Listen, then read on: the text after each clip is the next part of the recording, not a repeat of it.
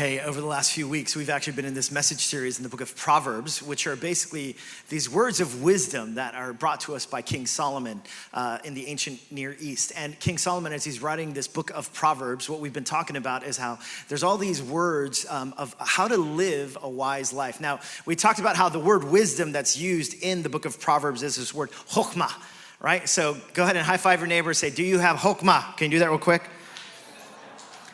Now, here's the thing about chokmah. It's not just knowledge that you accumulate, like grades, some sort of subject that you study, and the more that you study, you've accumulated this knowledge and you've gotten a PhD in wisdom. That's not the idea. In fact, chokmah, it actually means this word that's a skill, that's applied skill. So it's actually used for different artisans and craftsmen and women. And so this word chokmah, then, wisdom, what it's meant to be is, as I gain and glean information, that it's actually fleshed out in the way that I live my life, and hopefully in the wisdom by which I live according to my relationships, my career, my ambitions, and things like that. And today, this passage, we're actually concluding this sermon series today. It's a short series in the book of Proverbs. Next week, we're gonna start a sermon series on conflict and how to navigate through conflict.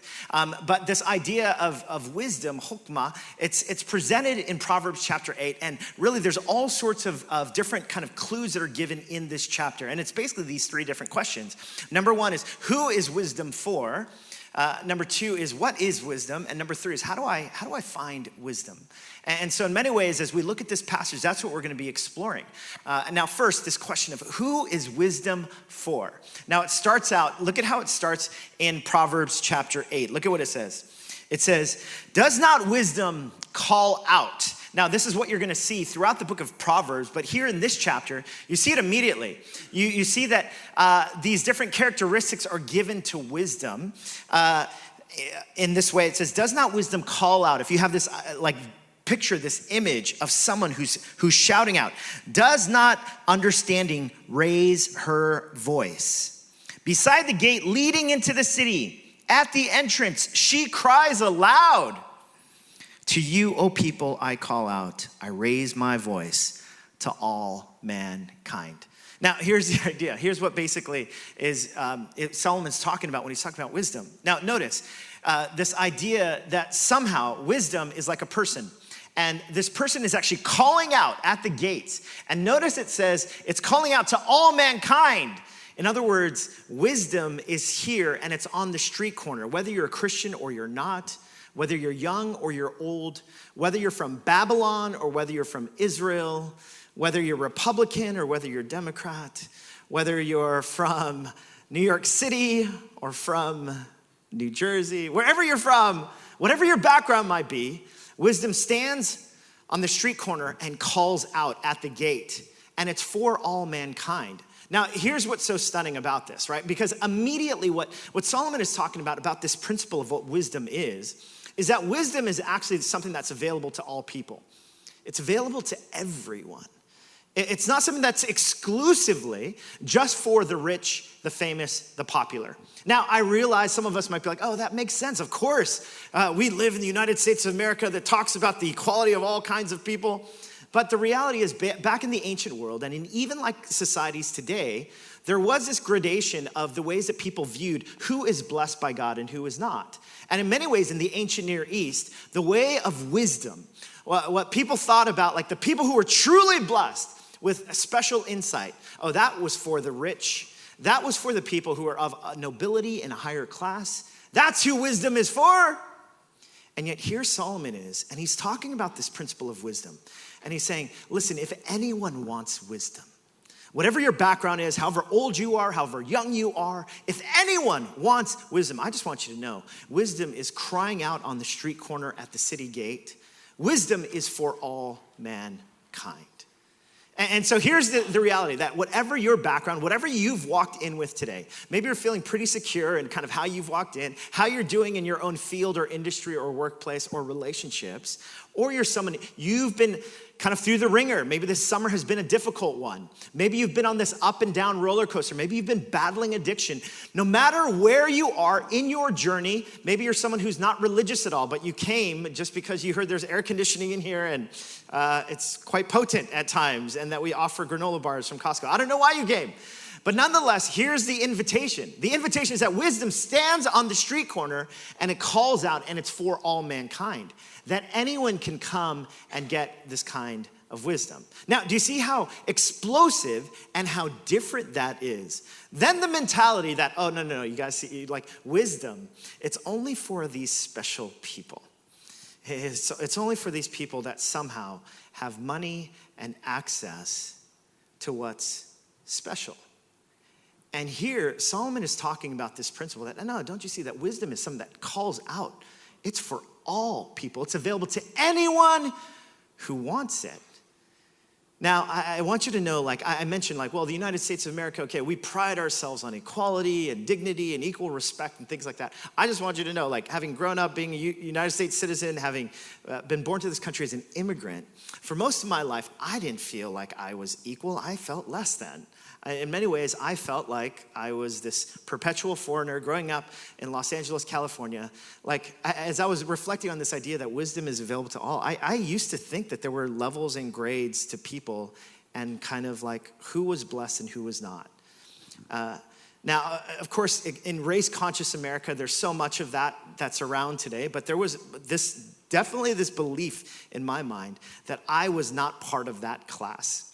One of the things that my kids have pointed out to me is that whenever we do anything special, like things that I would deem as special, like my son, he's noticed and he's pointed this out to me, that for the first time, I took them to a steakhouse.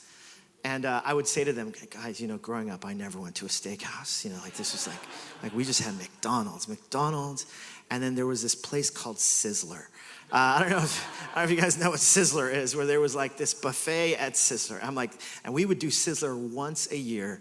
And I loved the bread at Sizzler, but every time we went there, my dad would tell me, don't eat the bread from the buffet. You've got to eat the protein, eat the meat.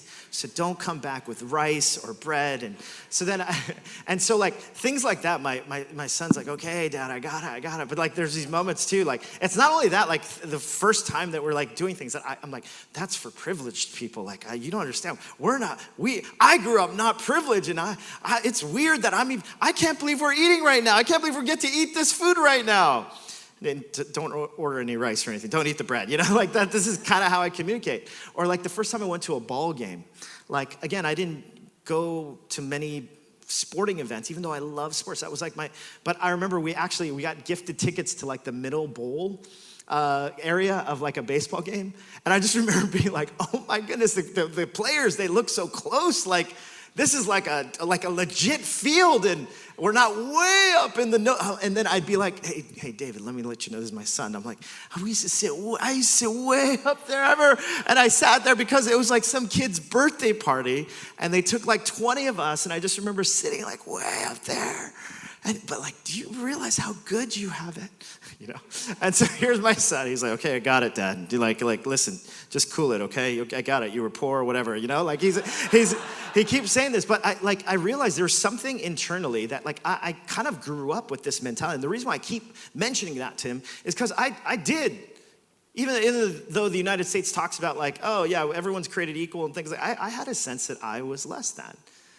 And I thought, as the only Asian kid in my neighborhood and one of the few Asian kids in our school, like, oh yeah, the privilege and blessing, that's reserved for white people or for whoever else it might be. That's reserved for them, but not for me. Like I'm just grinding here. So much so that it's difficult for me to kind of like receive blessing and almost like to see it as a gift from God. Instead, I like there's still this part of me that feels less than and undeserving. But do you see how explosive this teaching is? Where Solomon, like in a world, like just think about that. That's me, a mentality of an immigrant kid in perhaps the country that affords such great opportunity for climbing the social ladder. And yet, could you imagine in a culture that was steeped in grading people and casting people into social classes, here Solomon is, and he's talking about, hey, listen, this wisdom thing that everyone is after, I want you to know that it stands on the street corner. It's available to everyone, to anyone. Now, that's what's stunning. Now, the question is, well, why would I want wisdom, right? And what exactly is wisdom? Now, look at what Solomon writes. Look at what he says. He says, I, wisdom, Dwell together with prudence. Now, where he's answering the question, what is wisdom? I possess knowledge and discretion.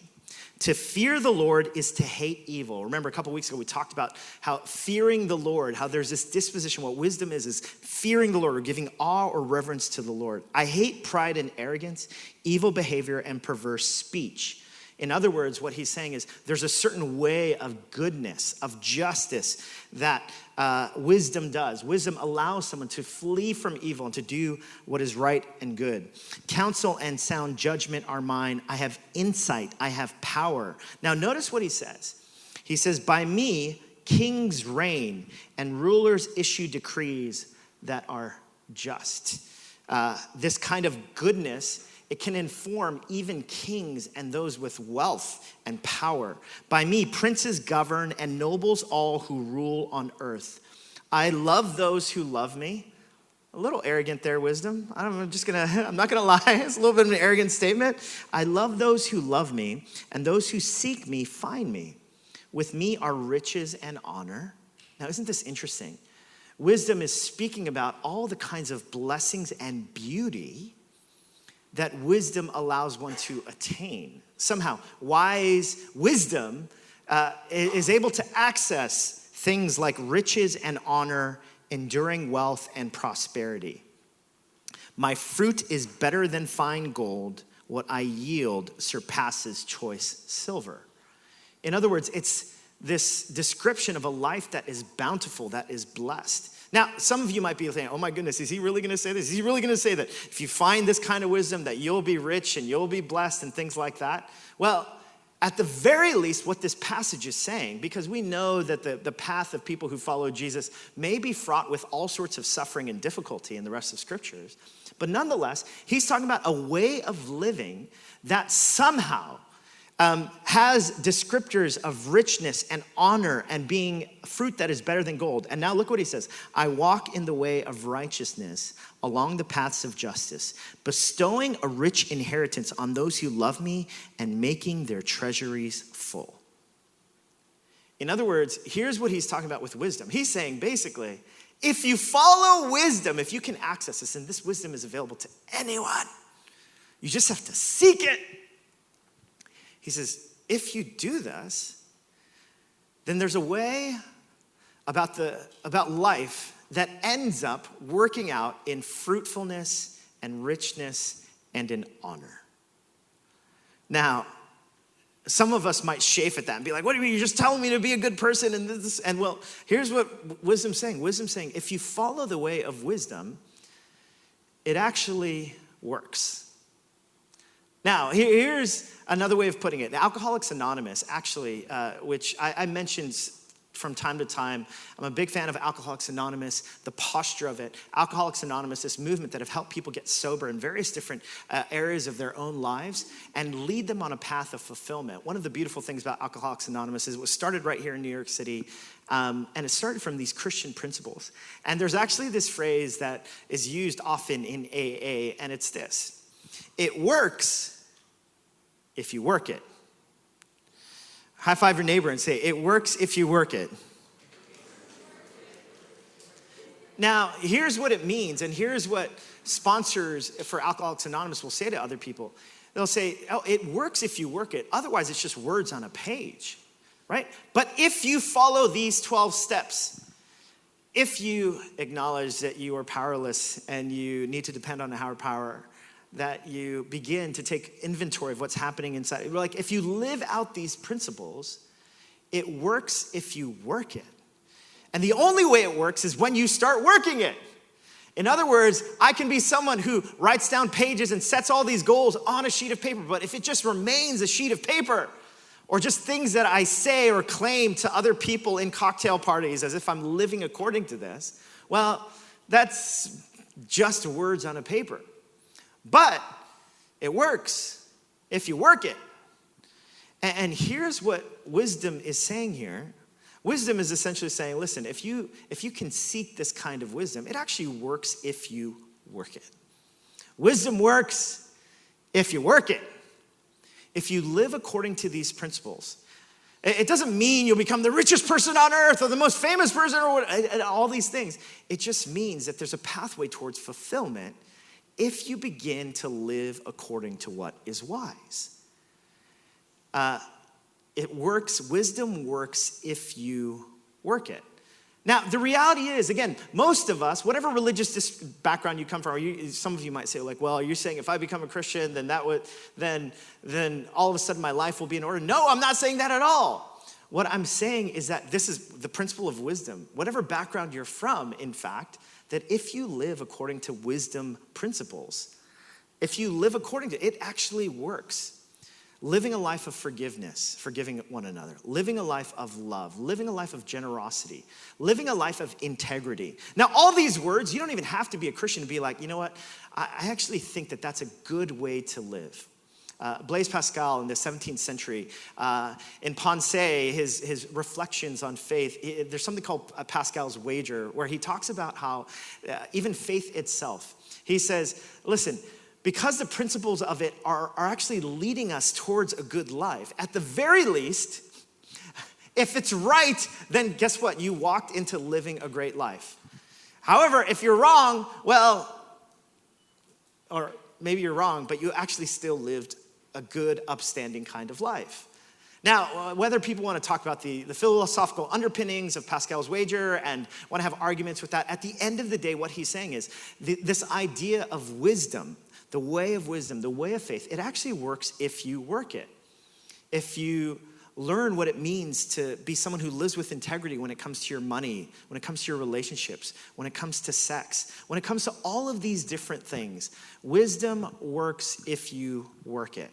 Now, throughout history, different philosophers have talked about really three key themes. Now, of course, there's more than this in various different writings, but if you were to go back to Plato and Aristotle and kind of the rise of classic philosophy and into modern philosophy, Plato and Aristotle would talk about three transcendentals, these words, that three things that human beings, that throughout time and throughout places, people have searched after these three transcendentals. And it's this. It's basically what is good, what is beautiful, and what is true. That ultimately, we as human beings, this is what we're drawn to. What is good? Goodness, that's talked about. Or what is beautiful and gives pleasure and desire. And what is true. Now, all three of these different elements are needed to give one a purpose in life or a way of following and giving my whole life my disposition to. And in many ways, the human quest for meaning and for purpose is really looking for these three different things. What is good, what is beautiful, and what is true.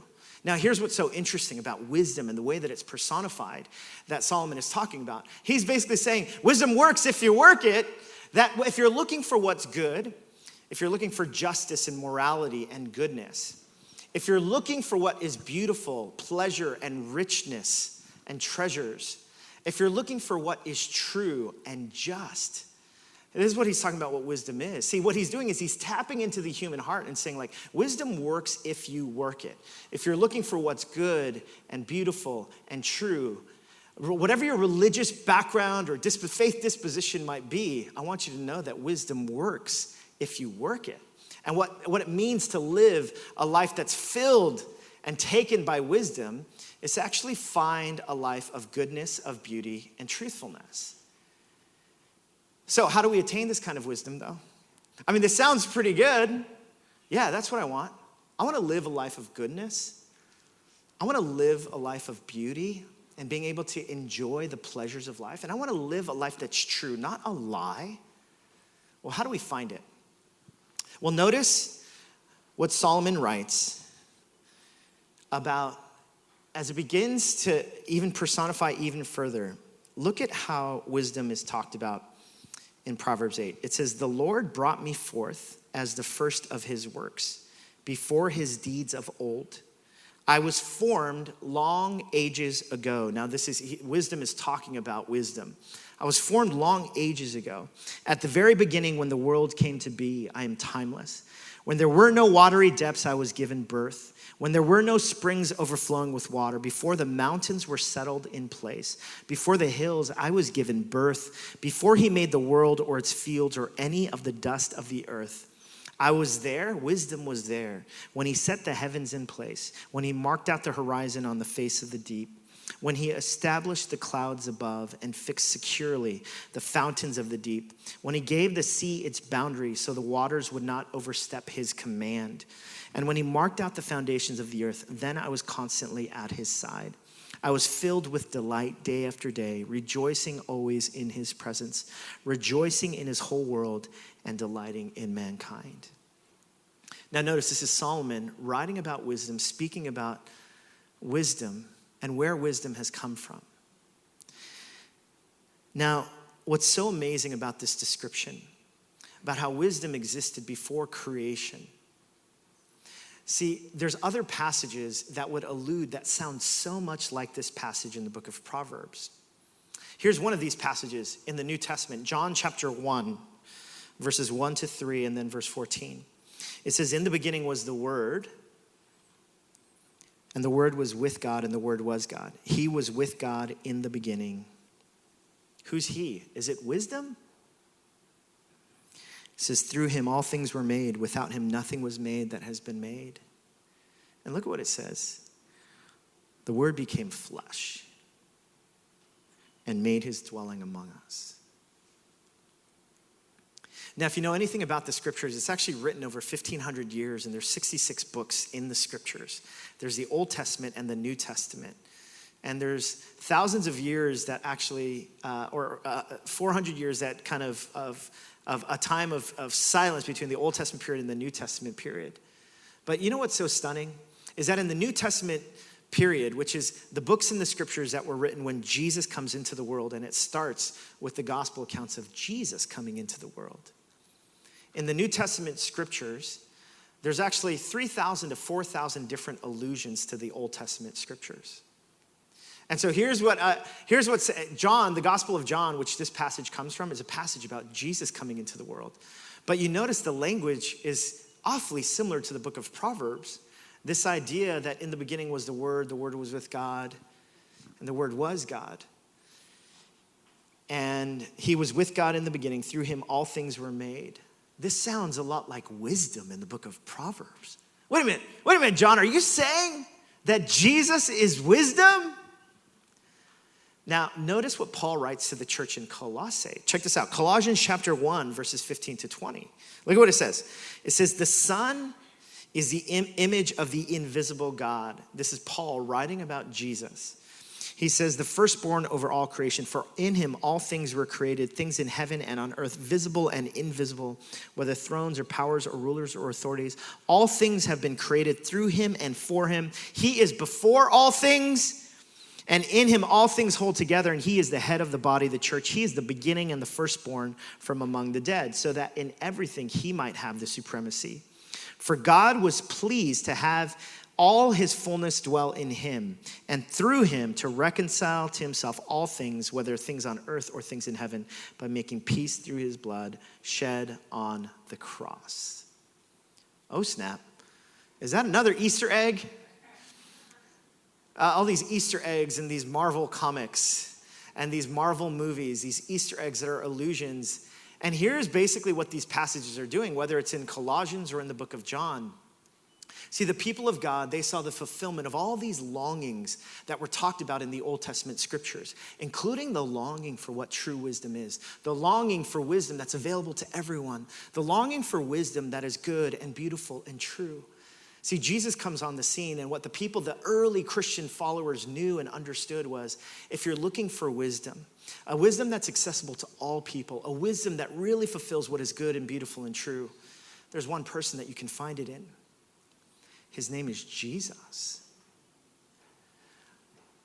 The reason why there's these allusions to this book of Proverbs and this idea of being before creation is because ultimately, here's what the early Christians knew, that if you find Jesus, you find wisdom. That if you're looking for what true wisdom looks like, you can find it in Jesus. See, in the early Christians, what they understood about what true religion, true kind of life and meaning and purpose, the search for what is good and beautiful and true is not, hey, go ahead and find this in church. although come to church, hopefully, and hopefully the church is reflective of Jesus. Go find this in media. Go find this in your job. Go find this in your career. Go find this in some relationship. No, the earliest Christians knew, gosh, if you're looking for a fulfilled life, if you're looking for true wisdom, you can find it in Jesus. Would you look to Jesus?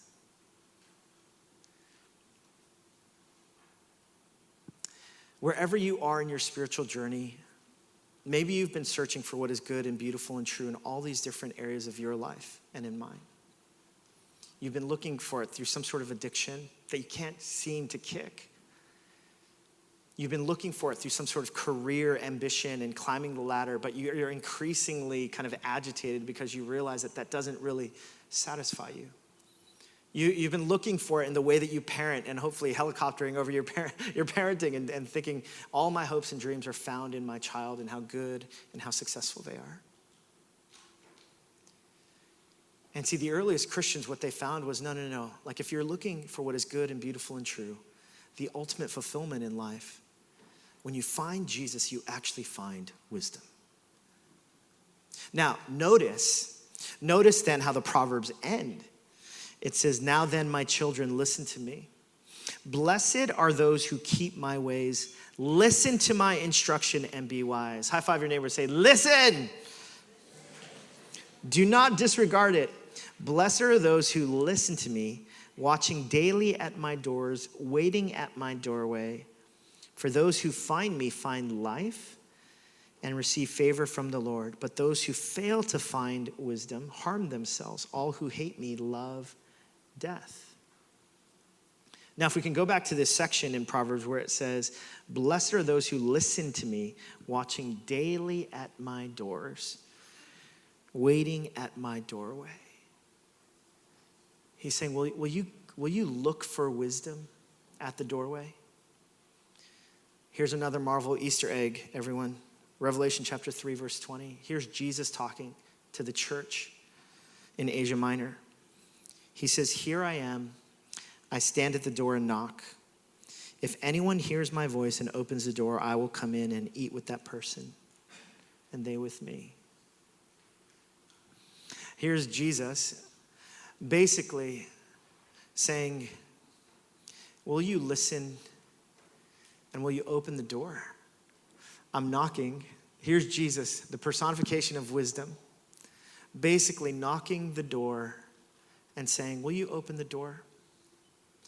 You've been searching for all these different things in your life, all these things to make you feel happy, fulfilled, pursuing what is good and beautiful and true in all of these different ways, in politics, in government. Actually, very few people are pursuing politics nowadays. I know each of us are trying to get over politics, but nonetheless, right? Like, what you've been searching in all these different ways. And here Jesus is, the foundation of wisdom, of all that is good and beautiful and true. And saying, behold, I stand at the door and knock. If anyone opens the door, I will come in and eat with them.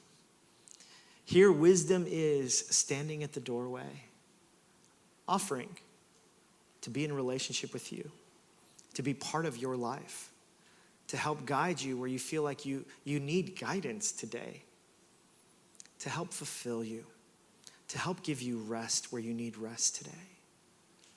This is what Jesus is doing.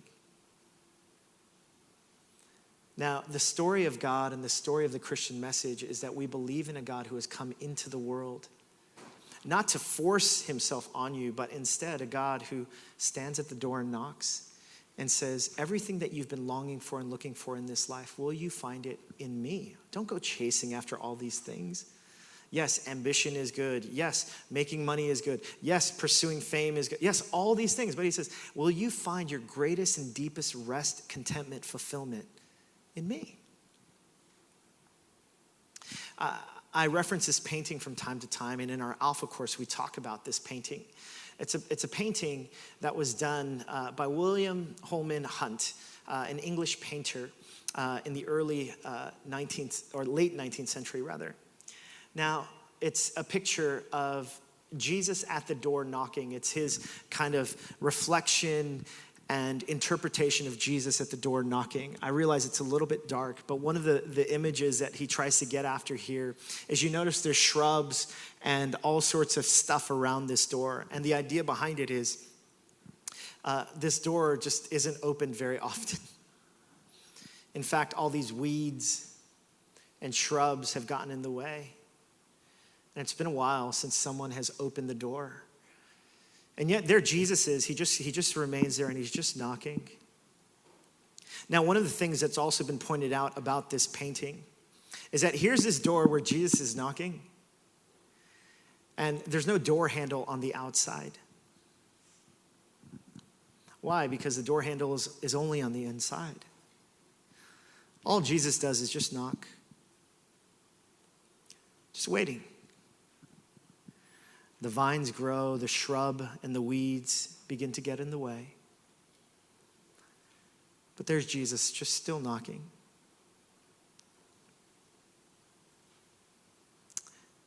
Will you open the door? Will you say, Jesus, I need you for my relationships. I need you for some of the angst that I feel in my workplace. I need you with my parenting. I need you with my depression. I want to open the door.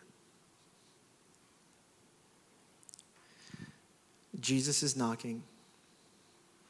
Will you open the door?